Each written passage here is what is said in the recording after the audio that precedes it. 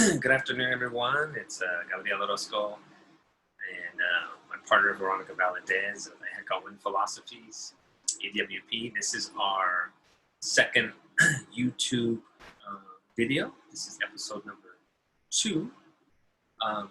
Please like our videos and subscribe to our channel. Share if you like. We are sharing our stories. And on episode number 1, we talked about Veronica's background, how she grew up, and how she came to be, and how I grew up, and how I came to be.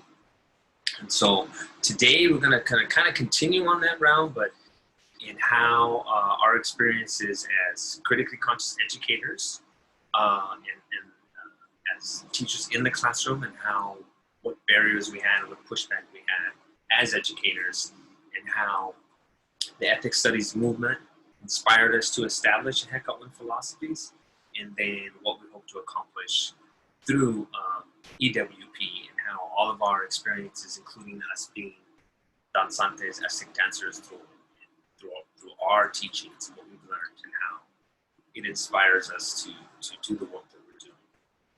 So we'll start with my partner, Veronica, and how when she was a teacher, a critically conscious teacher, what were some of the barriers that she faced in addition to all the successes, some of the successes of her program.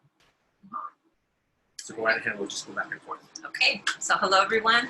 I want to share a little bit about my experience as a classroom teacher. I was a dual immersion educator in Ventura at Ehecatl Elementary for 14 years.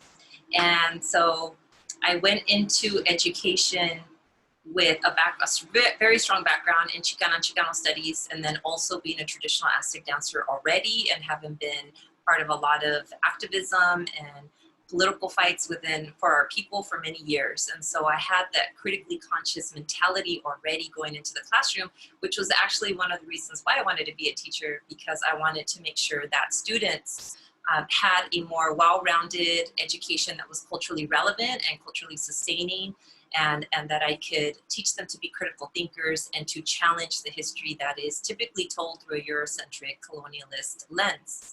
And so that's one of the reasons why I became an educator. When I became an educator, I was exposed to all of the policies within a school district and within schools. And it's really difficult to be a critically conscious educator if you don't know how to navigate that realm or those policies, if you don't know who to talk to or how to push back on the curriculum that's really being mandated. We had a lot of pressure to hold fidelity to the curriculum and to prepare students for the benchmarks, for the state standardized tests, et cetera, et cetera. And so being a new teacher, I rolled with it because that's what I thought I was supposed to do. Eventually, I noticed that a lot of the curriculum and the pedagogical practices were not culturally relevant or sustaining, even in a dual immersion program.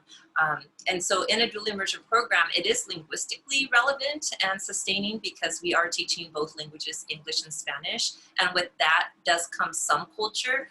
But I found that most teachers in the program were doing the holidays and heroes type of thing when it came to culturally relevant education. And so I wanted it to be interwoven throughout every lesson. And so that was a lot more challenging because we didn't have the resources or the trainings or even the support to do something like that. So I tried to develop as much as I could on my own.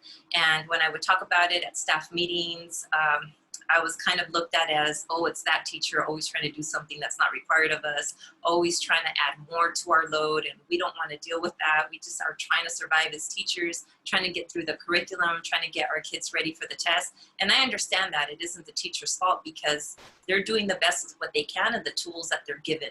So this has to come from the higher ups, right? And really have a paradigm shift to understand that what we're doing is not working for marginalized students, right? We still have this huge equity gap, this huge opportunity gap, and we're not calling it an achievement gap because it isn't the students' faults, right? We need to understand that as a system, we need to close that gap and find ways to do that for our students and for our families.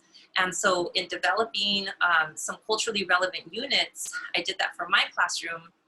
Teachers seemed to be interested, but they didn't have the tools to be able to develop those types of units themselves because really the reality is that most teachers don't have a background in ethnic studies, and we don't have a specialized credential in ethnic studies. So we just don't have those tools. Thankfully, because of my background, I was able to use what I could to develop very critical and culturally relevant units, even for my first graders. For little ones are always ready for it. In fact, they're more critical than most people, older people, I should say, because they love to question everything. And so with that, I was sharing a lot of my units with my colleagues, and even developed units for all of the grade levels, K through 5, not because I was getting paid for it, but because I knew that there was a need for it. And when I did that and shared that with my colleagues, they were a lot more open to taking those on, exploring them, and then delivering that kind of instruction to their students. But there was still such a huge need for really good quality professional development and the tools necessary to help them implement those units in an effective manner.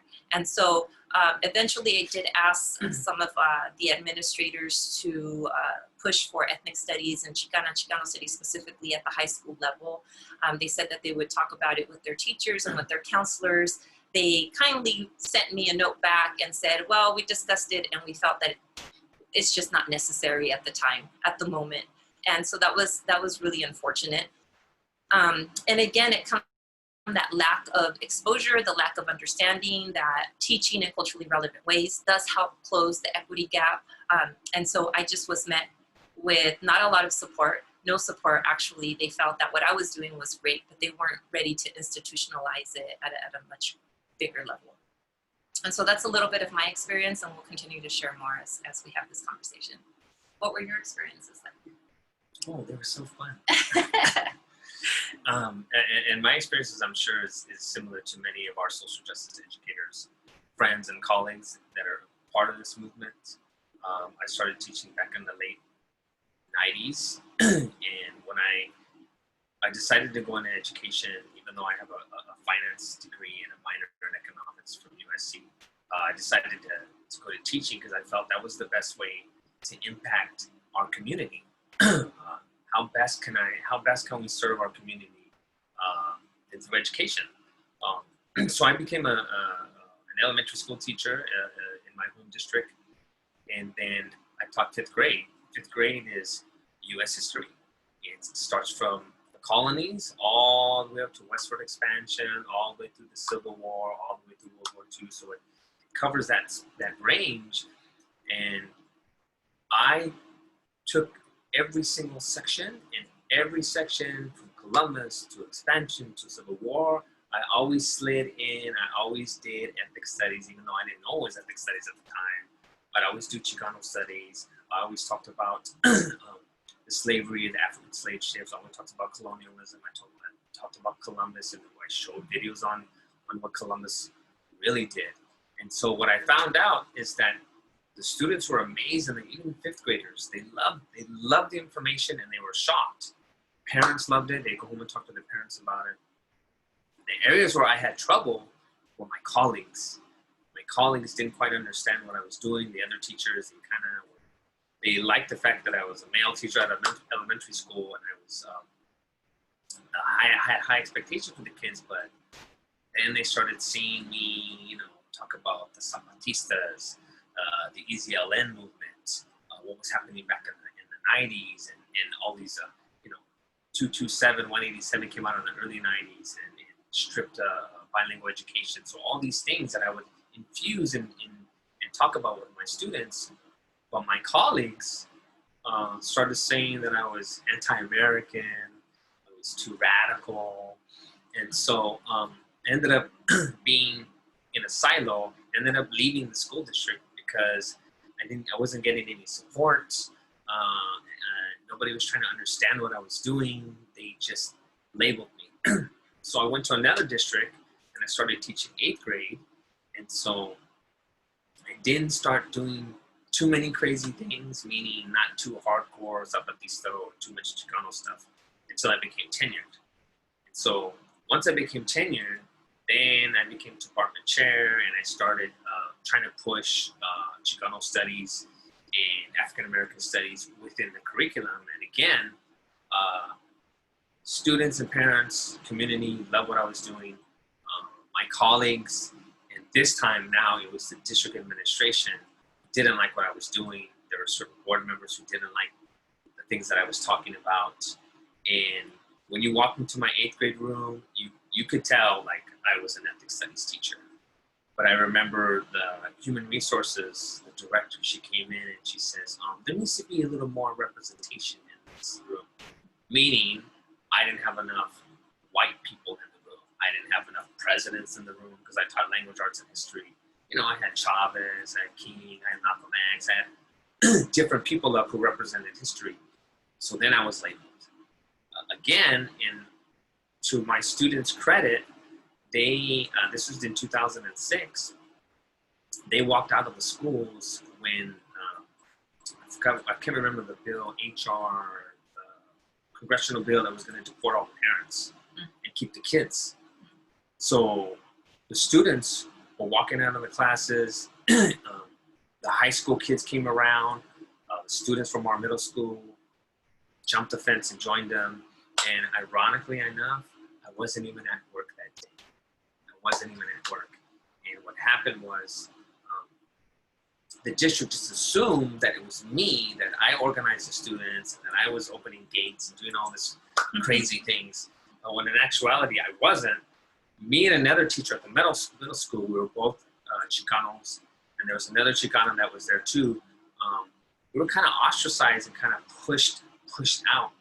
So I ended up getting laid off out of that district in 2010. But before I was laid off, they transferred me to a middle school, back to an elementary school, saying I was too big of an influence on the 8th graders. So the thing that I have learned, and I know that we have learned in our experience, and this is just a couple of examples. There's many, many more, and I'm sure you've experienced that, where you go into the lunchroom and you're trying to talk to your colleagues and they don't understand what you're doing, or you're ostracized and you work in a silo and you're by yourself and not anybody else is doing what you're doing. That's a problem. That's a big problem. And if we're going to push ethics studies and do it with fidelity, then it needs to be a whole systemic change and a whole paradigm shift. But individually, as a critically conscious educator, as we were going through this, I mean, I felt, and maybe some of you also who are in the same field felt like you were the radical, or you were that teacher. You were that teacher that the kids liked, but what were your standards like? What was your rigor in the classroom? You just letting them get away with things and do whatever they want. It's like, no, my expectations and my rigor are just like everybody else's, but my pedagogy, delivery of instruction is very different. But we have learned, both of us have learned, like we can't do this by ourselves. Like you can't just be one teacher at one school site doing ethics studies or doing all these great, wonderful things, because she ended up burning out. I ended up burning out as well. And then what happens with our students? And then what happens for the future of the programs? And so I'll even pose this question to Veronica. It's like, so when you left education, so what happened to the dual language program and all the work that you had established there? Well, I'll give one example, because I have colleagues that I'm still in touch with and have friends that are still at that school. And one of the bigger units that I had developed was about the UFW and the farm workers, the Chavez, Dolores Huerta, and whatnot. And I come, again, like I explained in our first episode, come from a farm working family, and I used to work in the farms picking strawberries with my family as a child. And so that's very near and dear to my heart. And so when it came to talking about that, I developed a lesson, again, K through 5, actually a unit, a 2-week long unit, K through 5. It had all of the language arts tied into that. It had social study standards. It was just an amazing unit, and I still have that. And I would pass them out to all of my colleagues, K through 5, with the culminating event at the end of those 2 weeks. And so we tapped into the agency of all of our students, from the little kindergartners all the way to the 5th graders. We had coin drives so that even though it was a Title I school, students were able to just find whatever coins they could, whether in the cushions of their sofas or in the cars or whatnot. And every day they would walk in and just drop those coins into the bucket. So when we collected all of those coins across the school, we, turned it into cash and this giant check that we presented to our local UFW chapter during one of our what's it called? Sister Chavez Day? Yeah, well, it was on Sister Chavez Day, but we all went to the cafeteria together as a school. And so we had an assembly. And we had folklorico dancers, we had musicians, we had danzantes, we had students presenting poetry, and then we would have our local president of the UFW chapter come, and we would present to him this big giant check, right? And so he would explain how they were going to use that money to help with resources for farm workers, whether for legal fees or whatnot. And so all the students were able to contribute to making an impact for farm workers, right? From the littlest to the biggest. And so that was really a great 2 weeks. We used to have reporters come out and write a story on it every year, and it was just really impactful, and it brought the whole community together. And in Ventura, we have a large farm working population, and so I was able to tap into the parents as well to share their stories, and for the students to write them thank you letters and acknowledging that that's hard work. If it weren't for them, we wouldn't have the produce that we have every single day that's keeping us healthy and whatnot. So it really developed the critical consciousness of all these elementary school students. And on the day of the assembly, the way that we started that actually was everybody, the kindergartners would start us off as they walked out of their classrooms in a line marching with all their signs that they made, si se puede and whatnot. It was beautiful. And so then they would come and pick up the first graders, and then we'd go for the second graders all the way to the fifth graders, and we'd march around the school and then into the cafeteria. Everyone would sing De Colores, and we just had a wonderful program for the afternoon. Parents would come and whatnot. It was great. So I left the units there with my colleagues, and after I left, they just don't do it anymore. It doesn't happen anymore. And so that leaves me to think and wonder if we don't have teachers that are dedicated to social justice in our schools, dedicated to a paradigm shift, dedicated to units that are culturally relevant and community and student-centered, and units that are developing the agency of our students. If we don't have somebody dedicated to that on each campus, then it's just not going to happen. Even if they have the best of intentions, even if they thought it was wonderful, even if they enjoyed the unit and involving their students on all these activities, even if they have it handed to them. So it's not just about handing teachers curriculum is what I learned. It's about if we don't really have these hard discussions to really talk about how critical race theory is real and how it affects our students and how that contributes to the achievement gap, the opportunity gap, the equity gap, and the school to prison pipeline. If we don't have those conversations and there's no paradigm shift, then lessons like that won't happen, even if they're handed out to them and even if we did it year after year together as a whole community. And so, yeah, that's just one example. There are many examples. So, and this is at a dual immersion school. So we cannot assume that just because it is a dual immersion school that we are going to teach in critically conscious ways. And so again, we do bring in some culture and we bring in absolutely language, but it turns into heroes and holidays, and it's not critical. We're not addressing social justice issues. And so we shouldn't assume that that's what takes place at dual immersion schools. And so the next question is, how has the ethics studies movement inspired us to establish Ehecatl philosophies? And before I begin answering that question, I'm going to have my beautiful partner explain to you Ehecatl philosophies and the term Ehecatl and why we chose that. Thank you. So Ehecatl in our Nahuatl indigenous language represents the essence of the air, the essence of the wind, the moving air. And in our culture, in the Nahuatl culture, that represents the spirit and the voices of our ancestors. And so we believe that we're always guided and by our ancestors, and that our ancestors are always with us, always surrounding us, just like the air and just like the wind. And if we listen carefully, And if we humble ourselves and put our egos aside and allow for that wind to take us in the direction that we're meant to go and listen to the wisdom of our ancestors, then we'll do good by ourselves, our families, and our communities. And so we wanted to always make sure that we are trying with as much intent and purposefulness as possible to always tap into the wisdom of our ancestors, and to allow that to move us forward, right? And so doing that, we have to set aside our own egos, if you want to put it that way, and always be humble and always succumb to what those lessons are, and always think about what is going to be the very best that we can do to serve our communities. And so that's why we chose Ehecatl Wind Philosophies, because that's what drives our passion, that's what drives our mission to address the needs of our communities. And Ehecatl is one of our 4 elements.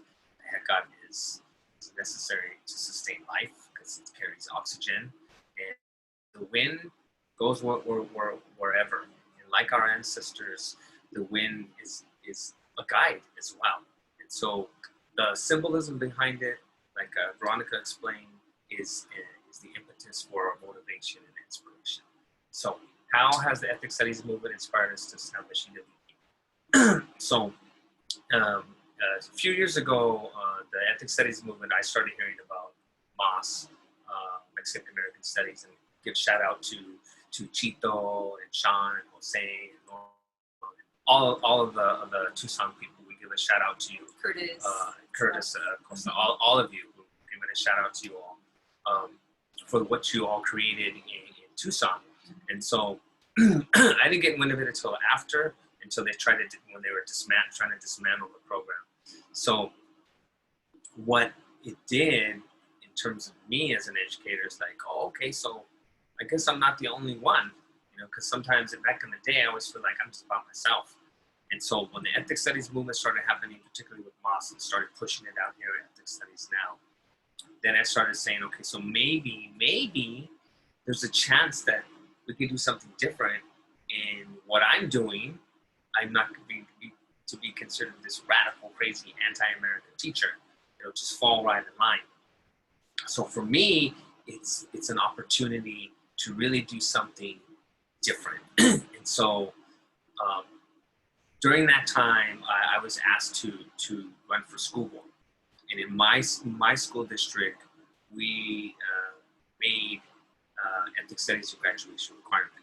So I thought, okay, wow, so we're moving in the right direction, moving in the direction where we're gonna really make some changes.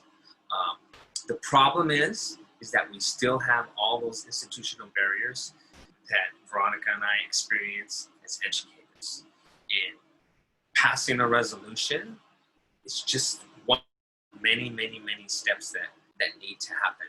And for me, I wanted to get in on the policy side, but I realized that as a policy-making educator, we can pass a resolution, we can make a policy, but how that policy comes to fruition is a completely different story.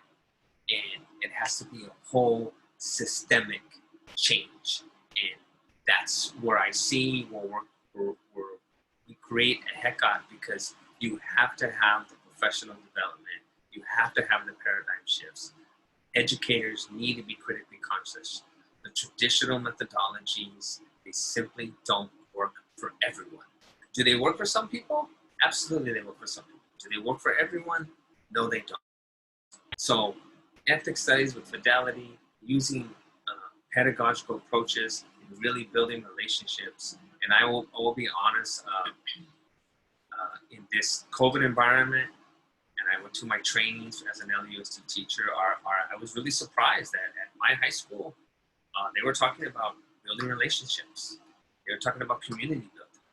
And here you are, 2020, I'm like, oh wow, so we're finally getting it in the year 2020, and it has to do with the ethnic studies, it has to do with the Black Lives Matter movement. These are times where we have to take advantage of it. But as an individual educator, as a maestro de danza, it's like we have to really use this opportunity to create the change systemically at all levels. board levels, at the cabinet levels, at the director levels, administrator levels, and not just the teachers who are teaching ethnic studies, but everyone else, and your counselors and your gatekeepers. So discussions about ethnic studies permeates, and it's okay to have these discussions and empower our students. That's what kind of got me into looking at, oh wow, we're there's a movement happening in the work that I've already been doing. And then her and I started thinking, wow, you know, she did this, I did this. Possibilities started going through my head a few years ago before I even let her know, like, what can we do here with this talented woman and myself? What could we do as we start aligning ourselves? But I'll let Veronica speak more to how inspired her and how we've come together. Yeah, as I shared earlier, it was in 2009 when I asked Ventura School District to consider offering a Chicano Studies class at the high school level. And that's when they kindly said, no, we don't need it at this moment. And I wondered, like, well, did you even have a discussion with students? Did you have a discussion with families? How did you come to this decision? At that time, I had just started my graduate program. I was in the master's program for Chicano Studies at CSUN. Shout out to all the profs over there who taught me so much about how to be an amazing professor. So I learned a lot from them as well. So that even added more to my vision as an educator, right? A liberatory educator with the purpose of using education to be able to fight against these systems of oppression. And so I really just wanted to dedicate my time to that graduate program because I was still a classroom teacher. I was taking care of my family. And so that was a battle, a batalla that I had to put on the back burner as I went to acquire more knowledge and build my network.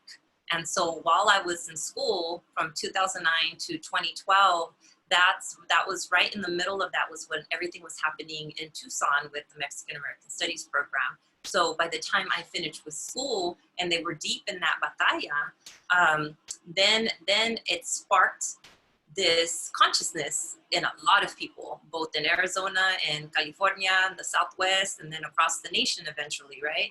And so a lot of amazing people in California, in their efforts to try to help our compañeros in Tucson, were then asked the question, well, do you have ethnic studies in your state, and what are you doing over there? And so it made us reflect to think about, yeah, what are we doing in California? And so we really had to refocus our energies and do a lot of networking and organizing and bring all of these critically conscious educators together, because again, like Gabriel's saying, we're all isolated, working in silos, thinking that we were like that one teacher on different campuses.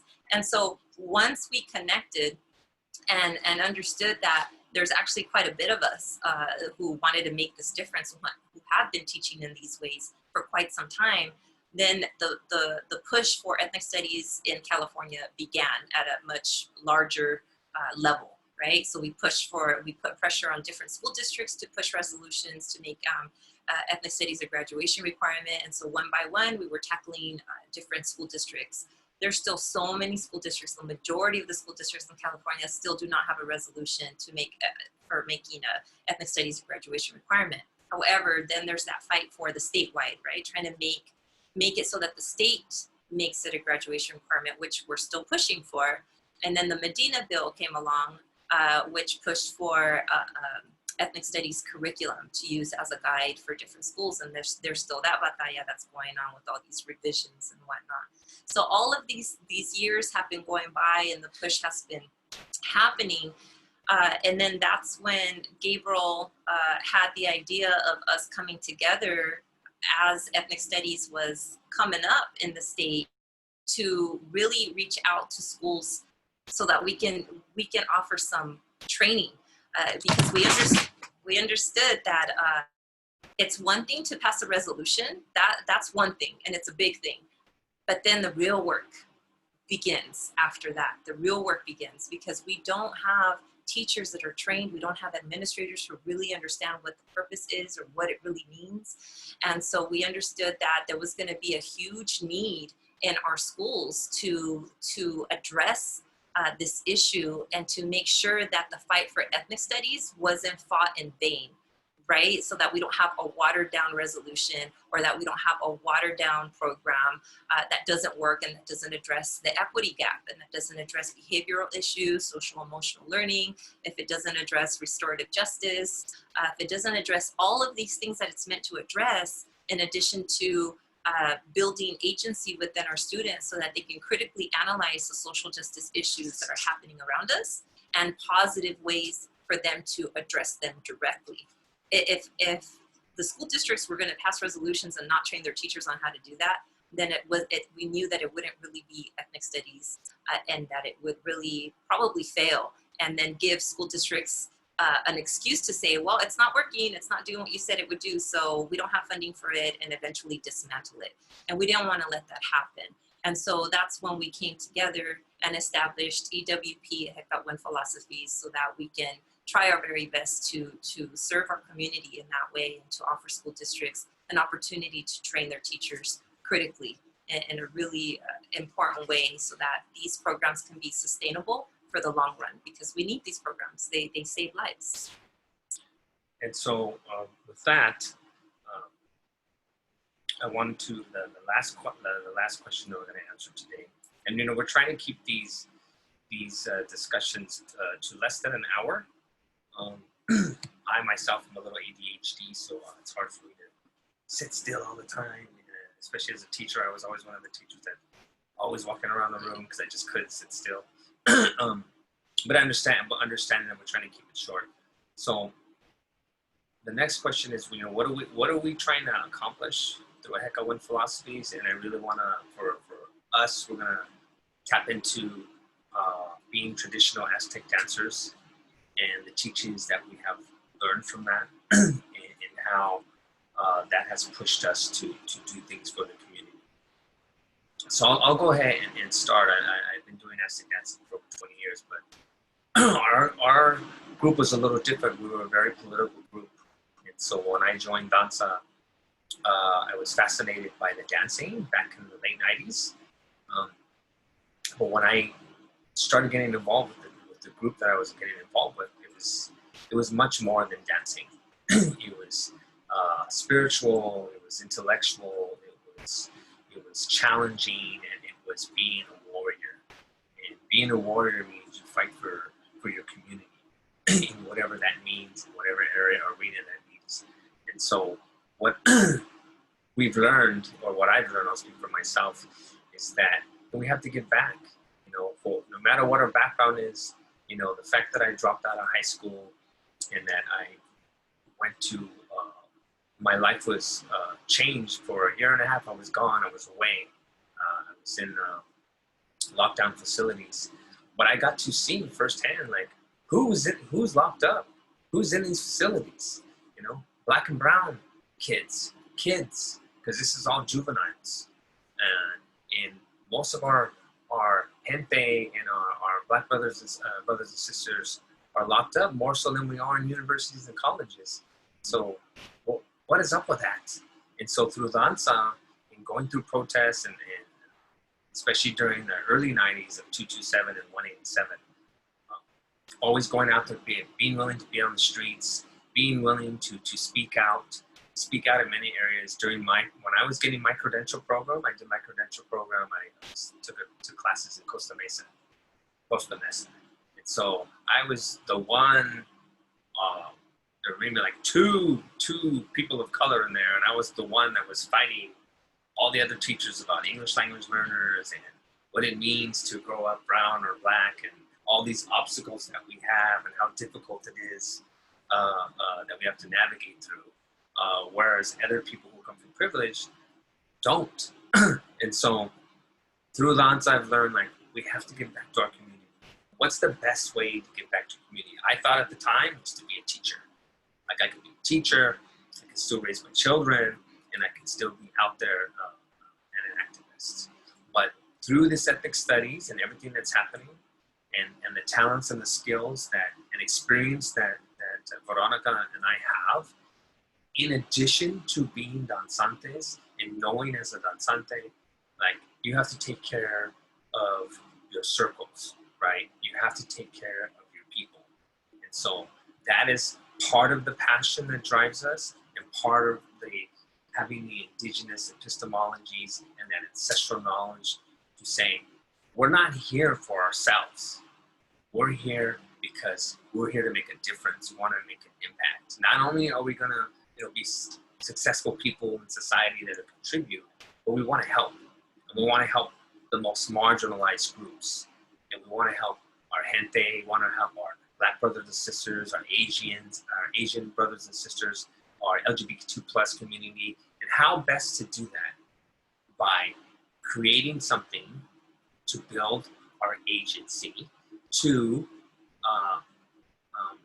develop workshops for educators who have impact on our students. There's so many districts we've went to where the students are people of color and the teachers and staff are not. And so out here in LA, that's not as common, but what you see is you're still implementing the same system that's not working. You could be in an all brown or Black community, and if we're still running off the same system, it's not serving all of us, particularly marginalized communities of color, which is what we were taught. We have to help our people, and this is the best way we think we can do it to have impact. And then just writing on that, I know that both of us have shared with each other that the reason we wanted to be educators to begin with is to have that impact, but we also realized that being contained within a classroom and not being able to have an impact on policy change was very limiting. And we came to realize both at our own times that we had to do more than just teach in the classroom if we wanted to create real change at a systemic level. And so that's why we wanted to form EWP, so that we can address those larger systemic issues within these institutions. And so we also understood that given our background and our experiences working with other teachers and our colleagues and whatnot, that we knew that it was going to be critical for teachers to receive quality professional development in which their critical consciousness was going to develop at such a high level that they were going to be able to really do some serious self-reflection and think about all of their identities, their intersectional identities, their levels of privilege, and to really look at themselves and their positionality in the classroom and how all of that impacts instruction, and what lenses they're using to really look at students, whether through a deficit model or building through the community cultural wealth that they bring into the classroom. And so those are methodologies that we're not really taught in credential programs. It's just not part of credential programs. I think that maybe some credential programs are beginning to catch wind, to catch Ehecatl nowadays, and are starting to implement that into their programs. But I mean, we're really at the baby stages of that. And so what do we do with the teachers who have already finished their credential programs and that have been teaching in the system for years and that are really embedded with certain methodologies, right? And so that's where the paradigm shift comes in, and there has to be a lot of really difficult and courageous discussions that we need to have with teachers so that they can really understand the races that is embedded within the system, whether it's through the testing or through the curriculum or through an abundance of things, right, that we knock students of color and marginalized students for, and that really tear at their academic identity instead of building it up.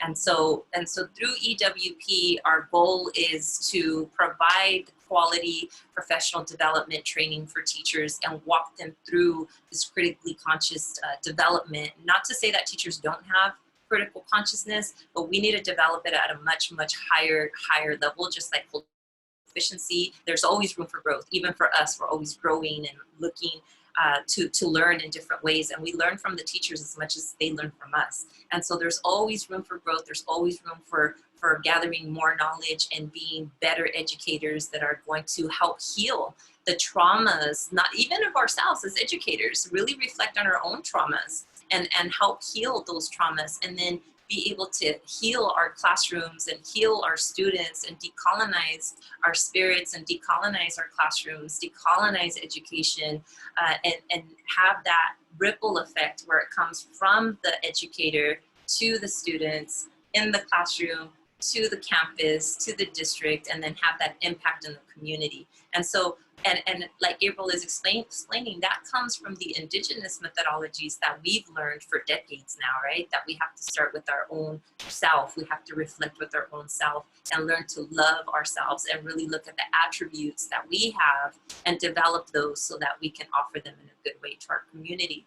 And so all of these indigenous methodologies, I think, are ways that school systems are now trying to embrace, and they're termed in different ways. So like restorative justice, for example, that's really an indigenous ideology and an indigenous method. And both Gabriel and I used restorative justice practices for decades in our classrooms, but it just wasn't called that. We just never called it that. And then when we learned about restorative justice, like, well, this sounds really good. Like, what is it about? How does it work? And then we realized, like, oh yeah, we know what that is. We just didn't call it that. And so when we talk about social emotional learning, again, another indigenous way of addressing the whole student, the whole human. So in essence, when we are implementing indigenous methodologies, and we're all indigenous from somewhere, right? So this is indigenous methodologies is going to have an impact on every teacher regardless of background and on every student regardless of background. And really what that means is that we're addressing the needs of the whole student, and we're addressing the needs of the whole teacher, and we're addressing the needs of the whole institution, and we're addressing the needs of the whole community. And so that's what it means in essence. And as an example, I did something called the Círculo back in the late 90s. My 5th grade class, and they would have to sit in a circle, and then we have norms and protocols where everybody's allowed to speak. And if there were any issues between students, or they had a disagreement with something I was doing in class or homework policy, whatever, we talk about it. But I wouldn't be the one that came up with the solution. The class came up with the solution. We would talk about it and have a discussion about it, and we would, I would spend time doing that. But that builds community. That we were doing that before this ever came out, and not even knowing that how strong a tie was to our indigenous philosophies.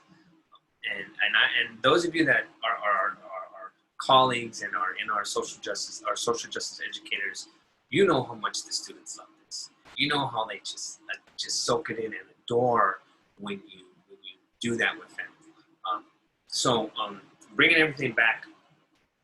What we hope to accomplish through Ehecatl is, instead of impacting one class or 150 students, we can impact an entire system by doing professional development series and by really taking our experiences, our knowledge, and our skills and sharing that in a way that allows for systemic change and ethics studies to be implemented with fidelity.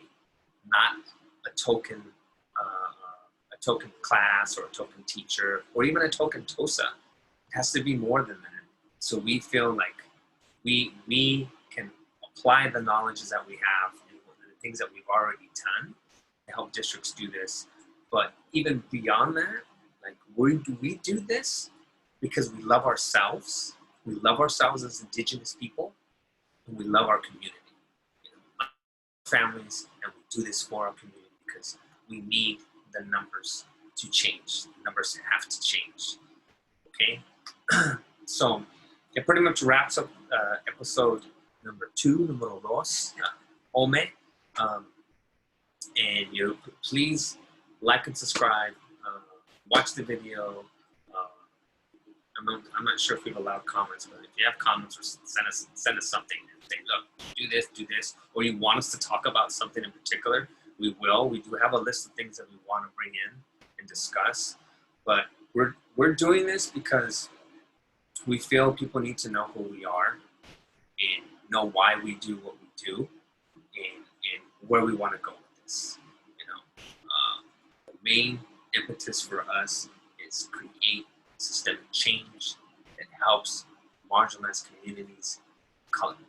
That is why we do this, and it's all based on pure love. Absolutely.